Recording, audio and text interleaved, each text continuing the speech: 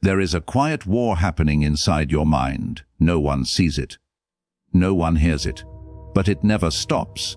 Thought after thought, memory after memory, future after future, looping endlessly like a storm that refuses to fade. You try to escape it. You scroll, you distract yourself, you sleep, you pray, you work harder. But the moment you stop moving, the storm returns. And you wonder, is this just how my mind is forever? The Stoics would tell you something that feels shocking, almost unsettling. Overthinking is not your enemy. Your attachment to your thoughts is. Imagine a man standing beside a raging river. The water is loud, chaotic, unstoppable. If he jumps in and tries to fight the current, he will drown. If he stands on the shore and simply watches, the river loses its power over him. Your mind is that river. Overthinking is not something you must destroy. It is something you must step away from. Most people believe they are their thoughts. They believe every idea, every fear, every scenario is their identity.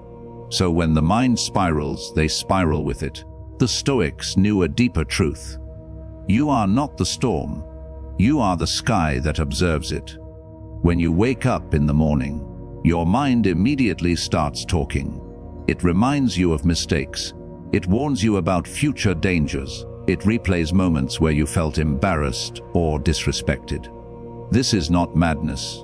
This is the survival system of an ancient creature trying to protect you in a modern world. Aurelius wrote that the mind becomes what it repeatedly contemplates. If you repeatedly contemplate fear, uncertainty, and imagine disasters, mind becomes a factory of anxiety. But what if you could reset it? Not by suppressing thoughts, not by forcing silence, by changing your relationship with thinking itself. Consider this. A thought is not a command. A thought is not reality. A thought is a temporary event in consciousness, like a cloud passing through the sky. When you see a cloud, you don't chase it. You don't fight it. You don't believe it is the sky itself. Yet with thoughts, you do exactly that. You chase them, you argue with them, you believe them completely. This is the root of overthinking. Not the thoughts themselves, but your unconscious obedience to them. The Stoic mental reset begins with a quiet realization. You cannot control which thoughts appear, but you can control which thoughts you follow. Epictetus said that some things are in our control and some things are not. Your thoughts appearing are not in your control. Your response to them is. Imagine sitting in a theater. The screen shows memories, fears, fantasies, predictions. Most people jump onto the screen and become part of the movie. The Stoic sits in the seat and watches the film calmly. This is the first step to stopping overthinking forever. Not fighting the movie, stopping the projector, but remembering you are not the movie. You are the observer. When you truly understand this, something subtle changes. Lose their urgency. Fears lose their authority. The mind becomes quieter, not because it stopped speaking, but because you stopped reacting. The Stoics practiced this through daily reflection. They would ask themselves, is this within my control? Is this thought useful? Is this fear rational? Most overthinking comes from trying to control what cannot be controlled, other people's opinions, the future, random events, the past. You replay conversations, imagining better responses. You predict disasters that never happen. You worry about how others see you. The Stoic response is radical and freeing. Let it be. Not in a passive, defeated way, but in a deeply powerful, grounded acceptance that the universe is bigger than your mind. When you release the illusion of control, the mind stops spinning so violently. It no longer needs to simulate every possible outcome. It rests in the present moment. But this is only the beginning of the mental reset, because even when you understand these ideas intellectually, the mind still overthinks. Understanding is not enough. You must experience the truth directly. Close your eyes for a moment and notice your breath, not to change it, just to observe it. In that brief observation, thoughts slow down. They don't disappear, but they lose dominance. This is the Stoic practice of presence, a reminder that the present moment is the only place where life actually happens. Overthinking pulls you into the past and future. Stoicism pulls you back into now. And in the present, most of your fears do not exist. You are not being judged. You are not failing. You are not losing everything. You are simply breathing. The mind, however, hates the present. It wants certainty. It wants control, narratives. So it creates stories. What if I fail? What if they reject me? What if I said the wrong thing? What if everything collapses? These stories feel real because the brain does not distinguish imagination from reality very well. Your body reacts with tension, fear, anxiety as if the danger were real. The Stoic mental reset teaches you to see stories as stories, not destiny, not prophecy, not truth, just stories. And when you see them clearly, they begin to dissolve. But there is a deeper layer. Overthinking is often fueled by a hidden desire to be perfect, to never make mistakes, to never be embarrassed, to never be uncertain. The Stoics would laugh gently at this desire. Seneca wrote that a man who suffers before it is necessary suffers more than is necessary. Perfection is an illusion. Uncertainty is the natural state of existence.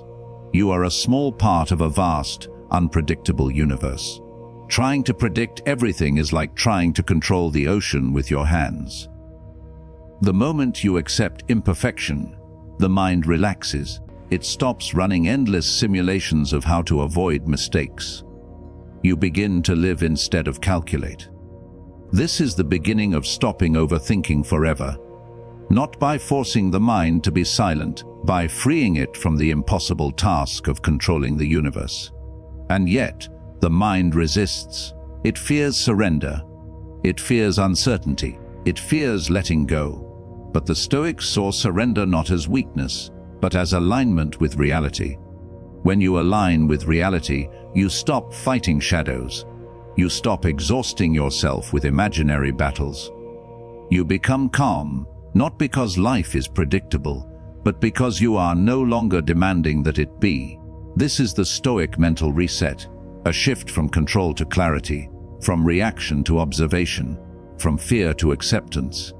And as this shift deepens, overthinking loses its fuel. The storm still passes through the sky, but you no longer think you are the storm. The mind does not stop easily. Even when you understand that thoughts are clouds, it still produces storms. This is because understanding alone is shallow. Transformation comes when philosophy becomes experience. The Stoics did not just think about calmness. They trained for it, warriors training for battle. But their battlefield was not the world. It was the mind. Imagine a soldier standing in the rain, not complaining, resisting, simply standing. The rain does not stop, but the suffering does. This is how the Stoics approached life. Of their most powerful practices was imagining loss, not to become depressed, but to become free. Picture this. Everything you have today could vanish tomorrow. Your possessions, your reputation, your relationships, even your body. This is not pessimism. This is reality. When you deeply accept this, something strange happens. Overthinking loses its grip, because most overthinking comes from the fear of losing what you cling to. You overthink because you are attached to outcomes. You want certainty in a world built on uncertainty. The Stoic mind does not chase certainty. It embraces impermanence. You realize that everything is temporary. You stop torturing yourself with endless mental simulations. You stop asking if everything goes wrong, because you already know that everything is always changing. And yet, you are still here, breathing, aware. This is freedom. Another Stoic practice is the dichotomy of control. It sounds simple, but it is one of the deepest mental resets ever conceived. Some things are within your control, your judgments, your values. Most things are not. Other people, the weather, the economy, fate. Overthinking often comes from trying to control what is uncontrollable. You replay conversations, wishing you had spoken differently. You imagine future disasters, planning every possible response. You worry about how others perceive you. The Stoic response is gentle but firm. Go of what you cannot control. This is not giving up. This is clarity. When you release the illusion of control, your mind stops running endless loops. It stops rehearsing impossible scenarios. It returns to what is real and actionable. Imagine carrying a heavy backpack filled with rocks you can never use. Most people carry these rocks in their minds. The Stoic drops the backpack. Another hidden cause of overthinking is comfort. The modern mind is sheltered from discomfort. When discomfort appears, it panics and overanalyzes. The Stoics trained themselves to face discomfort voluntarily. Cold showers, simple food, silence, solitude. Why? Because when you know you can survive discomfort, your mind stops catastrophizing. You no longer think, if this happens, I will collapse. You know you can endure. This resilience quiets the mind. Fear shrinks when you face it directly. Alan Watts once spoke about the illusion of control, saying that trying to secure yourself in a universe that is fundamentally insecure is like trying to hold water in your hands. The tighter you grip, the faster it slips away. Overthinking is that tight grip. You tighten your mind around reality, trying to fix it, predict it, dominate it. Reality flows regardless. The Stoic mental reset is learning to open your hands. When you open your hands, the mind relaxes. Thoughts still appear. They no longer spiral endlessly.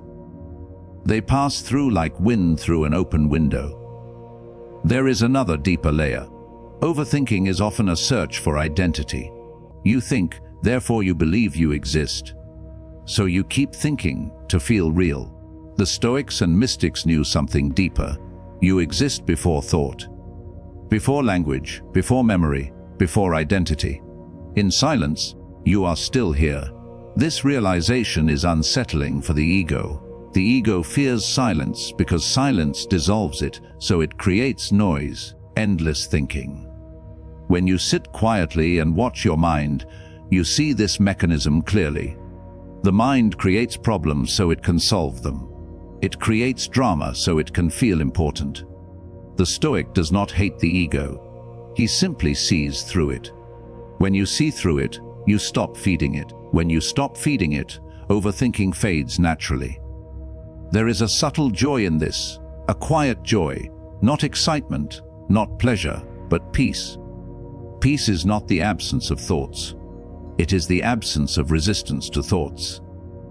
The Stoics did not aim to eliminate the mind. They aimed to be in harmony with it.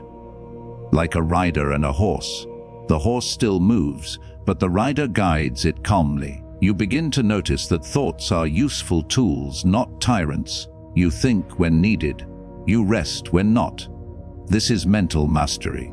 The final illusion of overthinking is the belief that you must fix yourself, that you are broken, that your mind is flawed. The Stoics would gently challenge this. You are not broken, you are human. The mind evolved to survive, not to be peaceful. Peace is a skill, a default state. When you accept this, you stop judging yourself for overthinking. You stop creating second-layer thoughts like, am I like this? That self-judgment is itself a form of overthinking. Acceptance is the ultimate reset. When you accept the mind as it is, it relaxes. When you stop fighting your nature softens. This paradox is at the heart of Stoic wisdom. Not trying to control the mind completely, you gain control. By not demanding silence, you find silence, and slowly the storm begins to calm. There comes a moment when you realize that the mind is not a problem to be solved. It is a phenomenon to be understood. For years, You believed that peace would arrive when your thoughts stopped. You believed that clarity meant silence. The Stoics understood something far more subtle and profound. Peace is not the absence of movement. Peace is the presence of alignment. Think of the stars. They move endlessly, silently, following patterns older than humanity. They do not ask whether their motion is correct. They simply move in accordance with nature. Your mind, too, is part of nature. Thoughts rise and fall like tides. Trying to freeze the ocean would be madness. Trying to freeze the mind is the same. The Stoic mental reset is not about freezing the ocean. It is about learning to sail. When you overthink, you are fighting the tide. You resist uncertainty.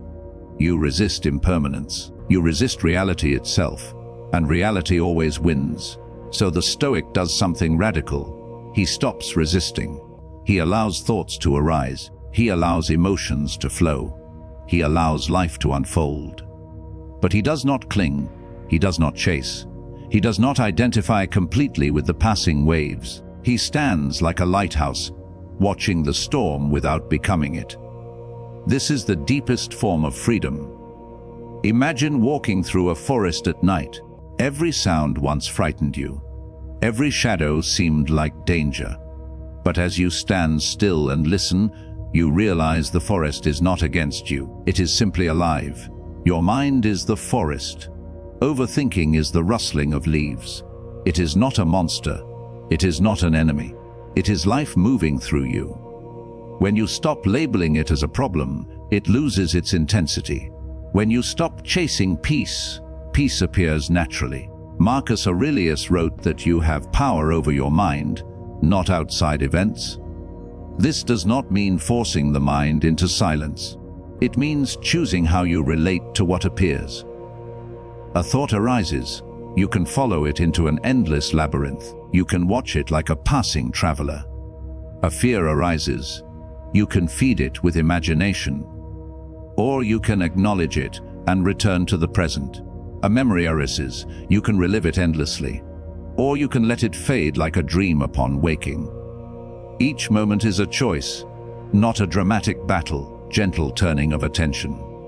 Over time, these small turns reshape the mind. The storm loses momentum. The river flows more calmly. Something else begins to emerge. A vast, silent awareness beneath thought. This awareness was always there. It was there before your first memory. It will be there after your last thought. The Stoics called this reason nature, logos. Mystics call it consciousness. Poets call it silence. Ever the name. It is the ground of your being. When you rest in this awareness, overthinking becomes like a distant echo. It may appear. It no longer defines you. You realize that the mind is a tool, a magnificent tool, but not the master. You can use it to plan, to learn, to reflect, and when its work is done, you can let it rest. This is not a state you force. It is a relationship you cultivate. Like tending a garden, you do not shout at the plants to grow differently. You adjust the soil, the light, the water. The Stoic adjusts perception, values, and acceptance. He remembers that fame fades, that wealth is temporary, that the body is fragile, that life itself is fleeting. This is not morbid, it is clarifying. You remember the transient nature of everything. The mind stops clinging so desperately. It stops replaying trivial moments. It stops obsessing over small uncertainties. You begin to see how small most worries are in the vastness of time and space. How brief this life is. Precious this moment is. Overthinking often steals the present by obsessing over the imaginary. Stoicism gives the present back to you. In the present, there is no overthinking. There is only experience. The sensation of breath, the warmth of sunlight, the sound of distant movement, the simple fact of being alive. This is enough. The Stoic does not need the mind to be silent to be peaceful. He needs the mind to be honest, disciplined, and aligned with nature. He does not chase perfect clarity. He embraces clear perception. He does not demand certainty. He accepts uncertainty as the fabric of existence. He does not seek control over everything. He seeks mastery over himself. And in that mastery, thinking loses its throne. There will still be days when the mind is loud. There will still be nights when thoughts return. This is human. But now, you will know how to stand apart, how to observe without drowning, how to return to the calm center beneath the storm. You will realize that stopping overthinking forever does not mean erasing thought. It means no longer being enslaved by it. It means thinking when necessary and resting when not. It means being the rider, not the horse. In this quiet mastery, something profound happens, becomes lighter. Moments become clearer. Suffering becomes optional. You walk through the world with a calm gaze, aware of chaos, yet untouched by it, like a mountain watching clouds pass. And perhaps the deepest Stoic insight of all emerges gently within you. That peace was never something to be found. It was something to be remembered. It was always here, beneath the noise, beneath the effort, beneath the struggle. And as you sit quietly, watching the mind rise and fall like waves upon an endless sea, you may find yourself smiling softly at the simplicity of it all and resting, for a moment, in the quiet dignity of being.